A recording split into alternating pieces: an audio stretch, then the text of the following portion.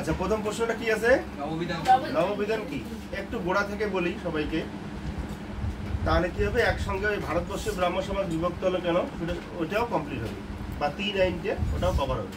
ঠিক আছে, মানে একসঙ্গে আমি 3টে প্রশ্নের উত্তর করবো। নববিধান কি, ভারতবর্ষীয় ব্রাহ্ম সমাজ বিভক্ত হলো কেন, আর হচ্ছে 3 আইন। শুরু থেকে বলি।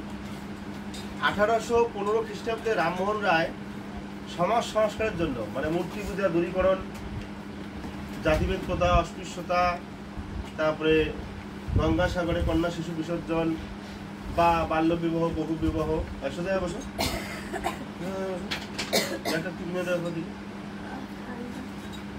হ্যাঁ, এই সমস্ত কিছুর বিরুদ্ধে জনগণকে সজাগ করার জন্য উনি কিন্তু আত্মীয় সভা প্রতিষ্ঠা করছিল 1815-তে।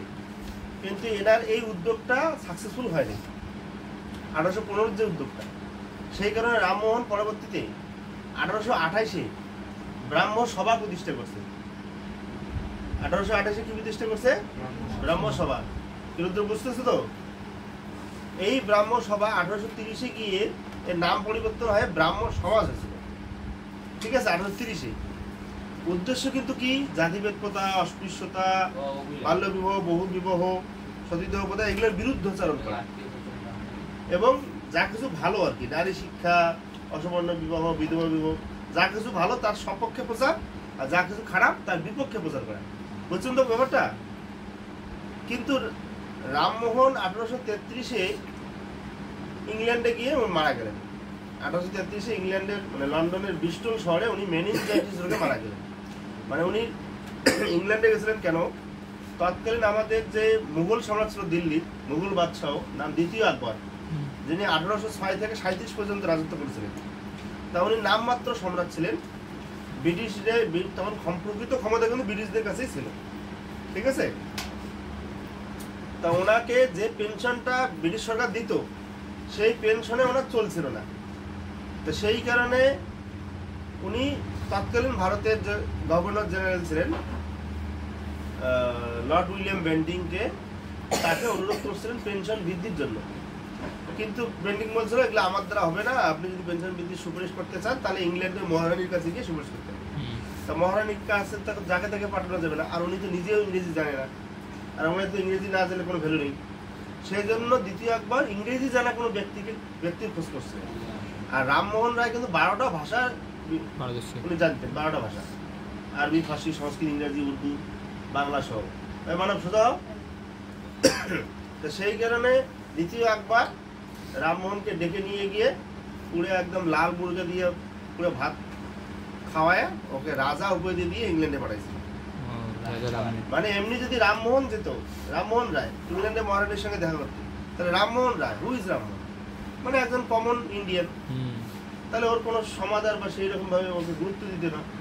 তো যখন যদি দেখবেন তোমরা বিভিন্ন পৌরাণিক যে সিরিয়ালগুলো দেখেন বা ঐতিহাসিক, রাজা বাদশাদের দরবারে যখন কেউ প্রবেশ করে তখন একজন থাকে, ঘোষক থাকে, একজন যে ঘোষণা করে সব ধন, যে অমুক আসতেছে বা তমুক আসতেছে, ঠিক না? তো এইরকম করে যখন ঘোষণা করবে Indian king Rammohan Roy, king Rammohan Roy arrive from India, তাই না? তাহলে ওনার গুরুত্ব নিতে পারবে না, ওই কারণে ওনাকে রাজা উপাধি দিয়ে পাঠাইছিল। তো যাই হোক, রামমোহন 1833 করে মারা গেছে। তা মারা যাওয়ার পর ব্রাহ্ম সমাজের যে উদ্যোগটা, কাজকর্মটা, সেটা স্লো হয়ে গেছে, মানে গতিটা কমে গেছে।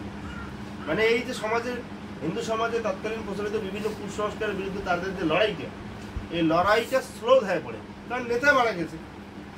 এই কারণে পরবর্তীতে রামমোহনের বন্ধু তথা প্রিন্স দ্বারকানাথ ঠাকুর, মানে দেবেন্দ্রনাথ ঠাকুরের বাবা, রবীন্দ্রনাথের বাপ দেবেন্দ্রনাথ, দেবেন্দ্রনাথের বাপ দ্বারকানাথ, দ্বারকানাথ হচ্ছে রামমোহনের বন্ধু। এই প্রিন্স দ্বারকানাথ ঠাকুরের পুত্র মহর্ষি দেবেন্দ্রনাথ ঠাকুর ব্রাহ্ম সমাজের হাল ধরেন।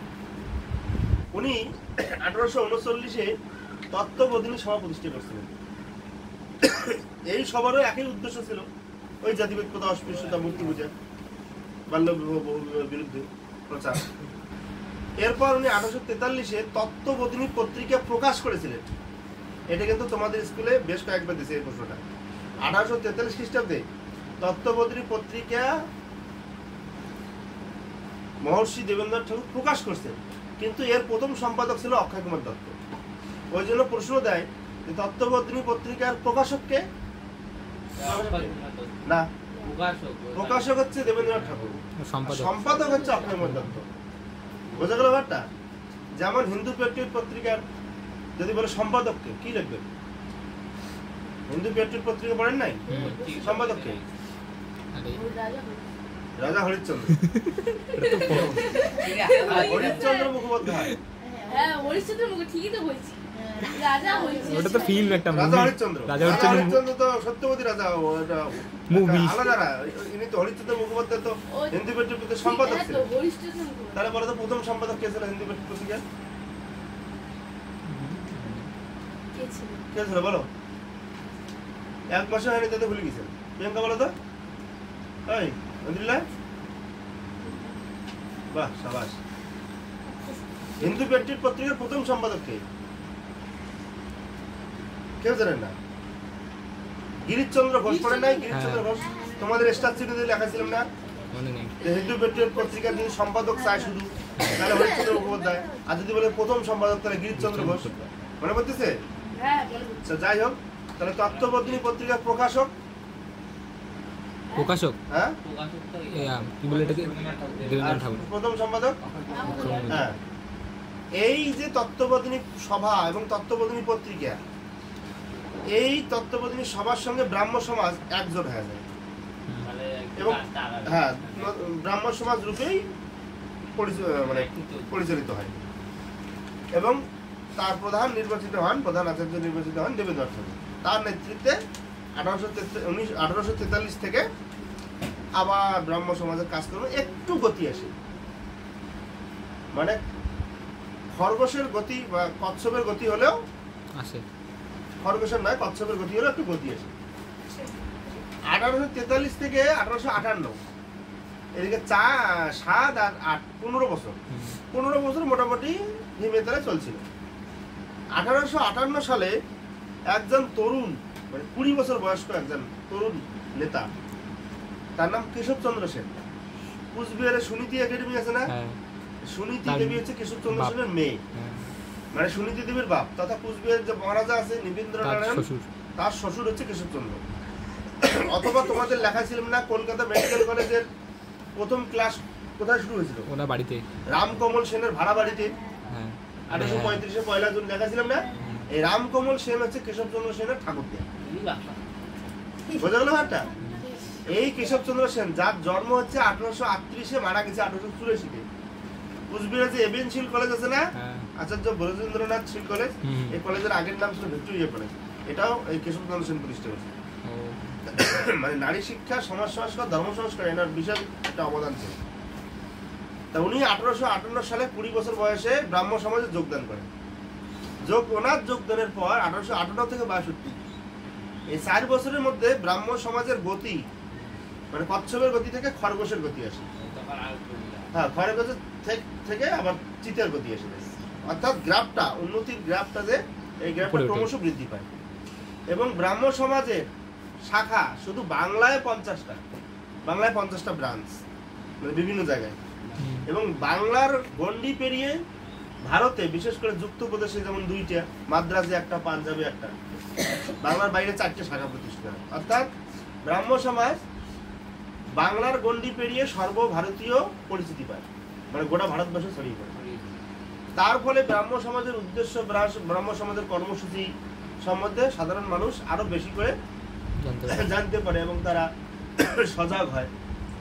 বিভিন্ন কুসংস্কারগুলো কিছুটা লাঘব হয়, দূর হয়। এই কারণে তৎকালীন ব্রাহ্ম সমাজের যে আচার্য ছিল, মেন হেড কে ছিল? দেবেন্দ্রনাথ ঠাকুর। এই দেবেন্দ্রনাথ ঠাকুর কেশবচন্দ্র সেনের কাজকর্মে খুব খুশি হন এবং খুশি হয়ে তাকে 1862 সালে ব্রাহ্মনন্দ উপাধিতে ভূষিত করেন। ব্রাহ্মনন্দ, ঠিক আছে? তাহলে ব্রাহ্মনন্দ উপাধি কে পেয়েছিলেন? কেশবচন্দ্র সেন। কে দিয়েছিলেন? দেবেন্দ্রনাথ ঠাকুর। কবে দিয়েছিলেন? 1862 সালে। কেন দিয়েছিলেন? তার কাজকর্মে কেশবচন্দ্র সেনের কর্মকুশলতার ফলে ব্রাহ্ম সমাজ বাংলার গণ্ডি পেরিয়ে সর্বভারতীয় রূপ লাভ করে এবং বাংলায় 50টি এবং বাংলার বাইরে যুক্তপ্রদেশে 2টি, মাদ্রাজে 1টি, পাঞ্জাবে 1টি, সেটা একদম টোটাল লেখা যাবে না। 54টি, মোট 54টি শাখা প্রতিষ্ঠিত হয়। এবং কেশবচন্দ্র সেনের এই যে কর্মদক্ষতা, নেতৃত্ব গুণ, এই সমস্ত কিছুতে খুশি হয়ে দেবেন্দ্রনাথ ঠাকুর তাকে ব্রাহ্মণানন্দ উপাধিতে ভূষিত করেছেন। স্যার মানে হচ্ছে ব্রাহ্ম সমাজ তো মানে হেড তো দেবেন্দ্রনাথ ঠাকুর ছিল, আর কাজ করতে হচ্ছে কেশবচন্দ্র। কত বয়স হয়ে গেছে তখন না, কেশবচন্দ্র সেন তখন তরুণ, জোশ আলাদা। 20 বছরের একটা লোকের মানে ছেলের জোশ বেশি হবে না 50 বছরের।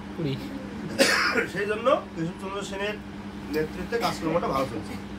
তা ভালোই চলছিল 62, 63, 64, 65, 66। কিন্তু 66 সালে গিয়ে 1866 সালে গিয়ে দেবেন্দ্রনাথ ঠাকুরের সঙ্গে কেশবচন্দ্র সেনের ঝগড়া লাগে, মানে মতের অমিল তৈরি হয় বা দ্বন্দ্ব শুরু হয় বা মতানৈক্য শুরু হয় বেশ কয়েকটা বিষয়। তা শুরুটা কিভাবে হয়েছিল, 1866 সালে আছে না কলকাতায় ঘূর্ণিঝড় হয়েছিল, যেমন আয়লা ফাইনের নাম শুনছেন না? 1866 সালে কলকাতায় ঘূর্ণিঝড় হয়েছিল। ঘূর্ণিঝড়ে ব্রাহ্ম সমাজের যে অফিস ছিল যেখানে ওরা মিটিং করতো, ওটা একটা টিনের ঘর ছিল। তখনকার সময় টিনের ঘরে কিন্তু সেই মানে তখন মানুষের কুড়িয়ে ঘর ছিল, খড়ের ঘর, প্লাস্টিকের বা টালির ঘর, প্লাস্টিকের ওই দিয়ে হয়তো সামনে দিত, প্লাস্টিক ওই প্লাস্টিক না, এই যে প্লাস্টিক বানানো উপরটা সামনে মানে পাটকাঠির ঘর, বাঁশের ঘর, এরকম। তা ওই ব্রাহ্ম সমাজের যে অফিস কক্ষটা ছিল, ওই অফিস কক্ষর ঘরের পাশে একটা আম গাছ ছিল বড়। ওই আম গাছটা ঘূর্ণিঝড়ে ভাঙিয়ে ঘরের উপরে পড়ছে, তার ফলে ওদের মিটিং করাটা অসুবিধা হয়েছে। তা তখন দেবেন্দ্রনাথ ঠাকুর বলছে, দেবেন্দ্রনাথ ঠাকুর তো রবীন্দ্রনাথ ঠাকুর বাবা জমিদার, কলকাতার জোড়াসাঁকোর ঠাকুর বলি, আমার তো ঘরের অভাব নেই। জমিদারের তো বাইরে অনেক গাড়ি ঘর থাকে, যেখানে অনেকজন মানুষ টন্ডে আসে। ওই তোমরা ক্লাস 9-এ নিরুদ্দেশ গল্প পড়েন শোভন, শোভনের বাপ যে জমিদার ছিল, কাছারি বাড়ি ছিল, নায়েব মশাই, খাজানসি বাবু বলছিলেন না? তো ওই রকম দেবেন্দ্রনাথ ঠাকুরের জমিদার ওর বাড়ির পাশে অনেক ঘরটা ছিল, ওই কোনো একটা ঘরে ওরা বসবে। এটা ঠিক হয়েছিল যতদিন না পর্যন্ত এই ঘরটা ঠিক আছে। তো ভালো কথা, ওখানে বসবে, মিটিং হবে। কিন্তু যেদিন মিটিং হবে তার 2 দিন আগে দেবেন্দ্রনাথ ঠাকুর একটা সার্কুলার বা ফতোয়া জারি করছে, বলে আমার বাড়িতে ঘরে মিটিং করতে হলে এই নিয়ম মানতে হবে। কি, যে উপবৃত ধারণ করতে হবে। উপবৃত মানে পৈতিয়া, যে হিন্দুরা পৈতে পড়ে না, উপবৃত ধারণ করতে হবে, নানান ধরনের আরো নিয়ম কানুন জারি করছে। এই সমস্ত কথা শোনার পর তরুণ যারা ব্রাহ্ম সমাজের সদস্য, যেমন আনন্দমোহন বসু, শিবনাথ শাস্ত্রী, দ্বারকানাথ গঙ্গোপাধ্যায় বা ধরো বিজয় কৃষ্ণ গোস্বামী, এদের মনের মধ্যে একটা ক্ষোভ জন্মে যে আমরা কুসংস্কারের বিরুদ্ধে লড়াই করি, ব্রাহ্ম সমাজের সদস্য আমরা, তা আমাদের এই লিডার আমাদের এইরকম করে কুসংস্কার মানতে বলতেছে, উপবিত ছাড়া বলে ঢোকা যাবে না, আবার ঘরে ঢোকার সময় বাইরে একদম হাত পা একদম পুরো পরিষ্কার করে ধুয়ে প্রবেশ করতে হবে, মানে বিভিন্ন ধরনের কুসংস্কার। তখন তাদের মধ্যে একটা ক্ষোভ তৈরি হয়। তখন তারা সম্মিলিতভাবে কেশবচন্দ্র সেনের কাছে অভিযোগ করে। কেশবচন্দ্র সেনও তখন একজন নেতা গোছার কার্যক্রমের ফলে ওনার কেশবচন্দ্র সেনের ব্যাপারটা ভালো লাগে না। এছাড়া আরো বিভিন্ন বিষয় ছিল, যেমন কেশবচন্দ্র সেন চাইতো বাংলায় মন্ত্র উচ্চারণ হোক, দেবেন্দ্রনাথ ঠাকুর বলতে না সংস্কৃত মন্ত্র উচ্চারণ হোক। আবার কেশবচন্দ্র সেন মূর্তি পূজার বিপক্ষে ছিল, দেবেন্দ্রনাথ ঠাকুর যদি একটু রক্ষণশীল ছিল, ও মূর্তি পূজার পক্ষে ছিল। আবার কেশবচন্দ্র সেন বলতে যে পৈতেনার মানে উপবিত নেওয়ার দরকার নেই, কিন্তু দেবেন্দ্রনাথ ঠাকুর বলতে উপবিত দরকার আছে। এই বিভিন্ন কারণে উভয়ের মধ্যে একটা দূরত্ব তৈরি হয়েছিল। এবং তার ফলে 1866 সালে কেশবচন্দ্র সেন ব্রাহ্ম সমাজ থেকে বেরিয়ে এসে, কোনো কোনো বই লেখা আছে দেবেন্দ্রনাথ ঠাকুর কেশবচন্দ্র সেনকে বহিষ্কার করে। তো যাই হোক না কেন, মানে ব্রাহ্ম সমাজের ভাঙন হয়। 1866 সালে ব্রাহ্ম সমাজ 2 ভাগে ভাগ হয়ে যায়। কেশবচন্দ্র সেন তার অনুগামীদের নিয়ে ভারতবর্ষীয় ব্রাহ্ম সমাজ গঠন করে। কি গঠন করে? ভারতবর্ষীয়। আর পুরানা যে ব্রাহ্ম সমাজটা, ওটা দেবেন্দ্রনাথ ঠাকুরের নেতৃত্বে আদি ব্রাহ্ম সমাজ নামে পরিচিত। আদি ব্রাহ্ম সমাজ দেবেন্দ্রনাথ ঠাকুর, ভারতবর্ষীয় ব্রাহ্ম সমাজ কেশবচন্দ্র সেন। তারপর এই কেশবচন্দ্র সেনের ভারতবর্ষীয় ব্রাহ্ম সমাজের কাজের গতি বাড়ে, আর ওটা স্লো হয়ে যায়। বোঝালো ব্যাপারটা? তারপর ভালোই চলছিল 1866, 67, 68, 69, মোটামুটি 75 পর্যন্ত ভালোই চলছিল। মানে এদিকে 4 বছর, এদিকে 9-10 বছর ভালো চলছিল। 75-এ একটা ভেজাল শুরু হয় আবার এই ভারতবর্ষীয় ব্রাহ্ম সমাজের মধ্যে। ভেজাল কি? ভারতবর্ষীয় ব্রাহ্ম সমাজের সদস্যরা বাল্য বিবাহ বহু বিবাহের বিরুদ্ধে প্রচার করে। তখনকার হিন্দু ম্যারেজ অ্যাক্ট অনুসারে মেয়ের বিয়ের বয়স ছিল 16, ছেলেদের ছিল 18, মানে সেই সময়ে। তা কেসটা কি হয়েছে, কেশবচন্দ্র সেন 1875 সালে তার নিজের 14 বছরের মেয়ে, নাবালিকা মেয়ে সুনীতি দেবীর সঙ্গে কুচবিহারের হিন্দু নাবালক রাজপুত্র 17 বছর বয়সের নৃপেন্দ্র নারায়ণের সাথে বিয়ে দিয়েছে। মানে রাজকুমার পুত্র পাইছে না, এটাকে সামলাতে পারেনি। বোঝা গেল ব্যাপারটা? এই কারণে ব্রাহ্ম সমাজের যে নিয়ম নীতি, অর্থাৎ বাল্য বিবাহ, 16 বছরে যদি মেয়েদের বিয়ে দেওয়া যাবে না, এই নিয়মটা লঙ্ঘন করছে। অ্যাকচুয়ালি কি হয়েছে ব্যাপারটা, মনে করো ভারতবর্ষীয় ব্রাহ্ম সমাজের যারা সদস্য, তারা হয়তো কোথাও যখন দেখে 13-14 বছরের কোনো মেয়ে বিয়ে হয়, তখন তাদের বাড়ি গিয়ে বোঝায়, বিজয় কৃষ্ণ গোস্বামী, আনন্দমোহন বসু, শিবনাথ শাস্ত্রী, তারা গিয়ে তাদেরকে কি বোঝায়, তারা গিয়ে তাদেরকে বোঝায় যে এত কম বয়সে মেয়ের বিয়ে দেন না, মেয়ের শারীরিক মানসিক গঠনের দরকার আছে, বা এত কম বয়সে বিয়ে দিলে নানান ধরনের অসুবিধা হতে পারে। তখন ওরা হয়তো বলতো যে হ্যাঁ ঠিকই তো বলছেন, ভালোই তো, এগুলো তো কথা তো আপনাদের ঠিকই, কিন্তু কি করব, পাত্র ভালোবাসি। বলে কি করে পাত্র? বলে রাজমিস্ত্রি।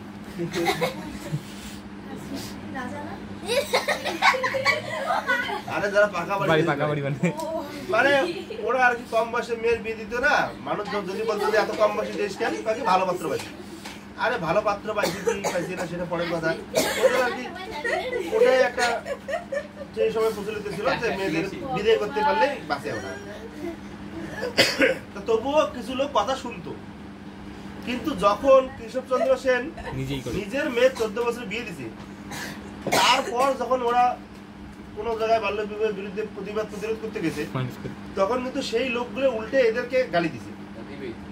মানে যখন ভারতবর্ষী ব্রাহ্ম সমাজের সদস্যরা কোনো বাল্য বিবাহ রোধ করতে গেছে 14 বছরের, 15 বছরের, 13 বছরের, তখন তার বাপ মা বলছে যে তোমরা আমাদের বিয়ে বন্ধ করতে আসছেন কেন? তোমার নেতাই তো 14 বছরের নিজের বেটি বিয়ে দিয়েছে।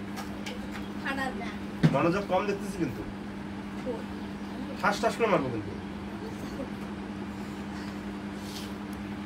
তাই ঠিক কিনা? মনে করো আমি তোমাদের বললাম এই খবরদার মিথ্যা কথা বলবেন না, অথচ আমি মিথ্যা কথা বলি, তাহলে তোমরা বাইরে যা কি করবে না, স্যার নিজে মিথ্যে কথা পায়, ঠিক কিনা? কাউকে কোনো কিছু যদি আমি পরামর্শ দিই, আমি কেন, যে কোনো কেউ, তাহলে তাকে তো সেই জিনিসটা মেনটেন করতে মানতে হবে। তো ভারতবর্ষের ব্রাহ্ম সমাজ বাল্য বিবাহের বিরুদ্ধে লড়াই করে, অথচ তার নেতা নিজের মেয়েকে 14 বছর বিয়ে দিয়েছে। সেই কারণে আনন্দমোহন বসু, শিবনাথ শাস্ত্রী, দ্বারকানাথ গঙ্গোপাধ্যায় বা অন্যান্য আরো যাদের নেতা যারা ছিল, তারা কেশবচন্দ্র সেনের সঙ্গ ত্যাগ করে।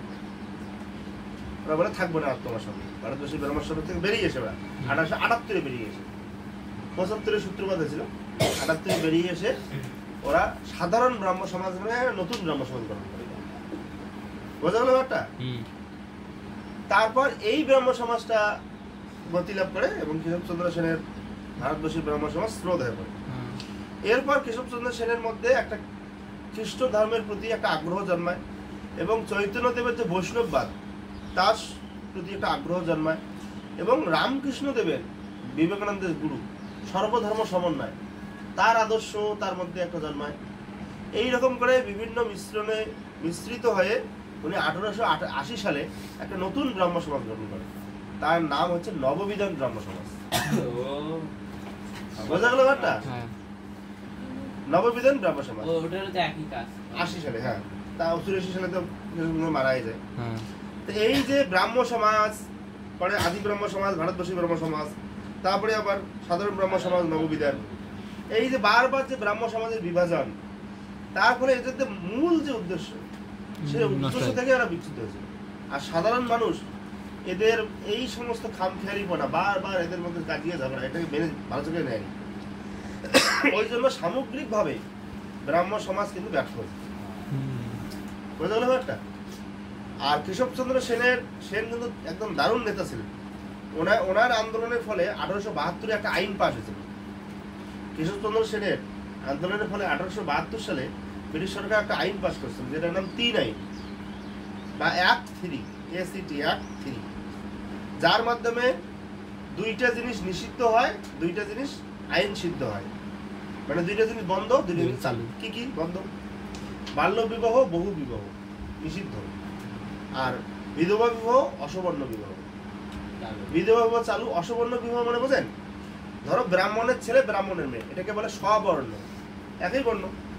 ক্ষত্রিয় ছেলে ক্ষত্রিয়ের মেয়ে, কায়স্থের ছেলে কায়স্থের মেয়ে, শূদ্র ছেলে শূদ্রের মেয়ে, এটাকে বলে স্ববর্ণ। কিন্তু যদি কোনো ব্রাহ্মণের মেয়ের সঙ্গে মনে কোনো ক্ষত্রিয় ছেলে বিয়ে, এটাকে বলে অসবর্ণ বিবাহ। বুঝলো এটা? মানে আলাদা আলাদা দুইটি বর্ণের, ব্রাহ্মণ, ক্ষত্রিয়, বৈশ্য, শূদ্র। যেমন যদি উচ্চ বর্ণের পুরুষের সঙ্গে নিম্ন বর্ণের মেয়ের বিয়ে হয়, তাহলে এটাকে বলে অনুলোম বিবাহ। কি বলে? আবার নিম্ন বর্ণের কোন নারীর সঙ্গে উচ্চ বর্ণের যদি না, নিম্ন বর্ণের পুরুষের সঙ্গে উচ্চ বর্ণের যদি নারীর বিয়ে হয়, তাকে বলে প্রতিলোম বিবাহ। অনুলোম, প্রতিলোম। তোমরা চাণক্য বা কৌটিল্যের নাম শুনছেন? চন্দ্রগুপ্তের যে অ্যাডভাইজার ছিল, পরামর্শদাতা, উনি একটা গ্রন্থ লিখেছেন অর্থশাস্ত্র। ওই গ্রন্থটা আজকেও প্রশাসনিক, রাজনৈতিক, অর্থনৈতিক বিশাল গুরুত্বপূর্ণ। মানে চাণক্য ভারতবর্ষের ইতিহাসে যদি বুদ্ধিমান ব্যক্তির তালিকা তৈরি করে দেয়, উনি এখনো নাম্বার 1-এ থাকবেন। তো উনি কি জন্য বলতেছিলাম? নববিধান। না না, লাস্ট কি বললাম? ও ইয়া কি বলে? বিবাহ, বহু বিবাহ সম্বন্ধে। তোমরা না মনোযোগের অভাব, ওই জন্য তোমাদের মুখ দেখে না আমার বোঝানোর ইচ্ছে করতেছে না। অনেকে নিতে আর মনোযোগের অভাব হয়েছে, তুমি কথাগুলো ভালো করে শুনতেছেন না। মারো স্যার, দেখা দাঁড়ান, আমি ভিডিও বন্ধ করে রাখছি না, জিজ্ঞাসা করবো। যাই হোক, তা অর্থশাস্ত্রে কৌটিল্য 8 প্রকার বিবাহের কথা বলছে। যেমন ব্রাহ্ম বিবাহ, দৈব বিবাহ, প্রজাপত্য বিবাহ, গান্ধর্ব বিবাহ, অসুর বিবাহ, পিচাস বিবাহ, রাক্ষস বিবাহ। রাক্ষস বিবাহ মানে কিডন্যাপ, মেয়েকে কিডন্যাপ করে বিয়ে। দক্ষিণ ভারতে আছে এখন। পিচাস বিবাহ মানে মেয়েকে কিডন্যাপ করে ওকে অজ্ঞান করে বিয়ে, অচৈতন্য অবস্থায়, অনুমতি ছাড়া। ওই যে অনুমতি, মেয়ের ইচ্ছা নাই। আর গান্ধর্ব বিবাহ, এটা তোমার 9-এ পড়ছিলে, জীবন বৃত্তান্ত নাটকে। ওই দুষ্মন্ত শকুন্তলাকে গান্ধর্ব মতে বিবাহ করে তাকে হাতের আংটি দিয়েছিলেন। গান্ধর্ব বিবাহ মানে পিতা মাতার অনুমতি ছাড়া, মানে অভিভাবকের অনুমতি ছাড়া যখন ছেলে মেয়ে নিজে দেখাশোনা করে বিয়ে করছে, মানে লাভ ম্যারেজ। আর যেটা অ্যারেঞ্জ ম্যারেজ, ওটাকে বলে প্রজাপত্য বিবাহ। দেখবেন বিয়ার কার্ডের শ্রী শ্রী প্রজাপতির নাম লেখা থাকে, যে প্রজাপতি ঋষির আশীর্বাদে তমুকের কন্যার সঙ্গে অমুকের পুত্রের বিবাহ সম্পন্ন হইবে, অদ্যবাস করে আপনাদের পদধূলি দিয়া নব দম্পতিকে আশীর্বাদে ধন্য হইবে। এটাকে বলে প্রজাপত্য বিবাহ। ঠিক আছে? নানান ধরনের বিবাহ আছে। তা এই হলো তোমাদের কি কি আমি বোঝালাম। 1 বুঝলাম নববিধান, 2 বুঝলাম ভারতবর্ষীয় ব্রাহ্মণ সমাজ কেন বিভক্ত হলো, 3 বুঝলাম 3 আইন কি। কয়টা প্রশ্ন বুঝলাম? 3টে প্রশ্ন বুঝলাম। এছাড়া কে কাকে ব্রাহ্মণ উপাধি দিয়ে দিয়েছিলেন, ব্রাহ্মণ সমাজ কেন বিভাজন হলো, ভারতবর্ষীয় ব্রাহ্মণ সমাজ কেন বিভাজন হলো, নববিধান কে কেন গঠন করলো, এটা সব কিন্তু কভার হয়ে গেল। বোঝা গেল ব্যাপারটা?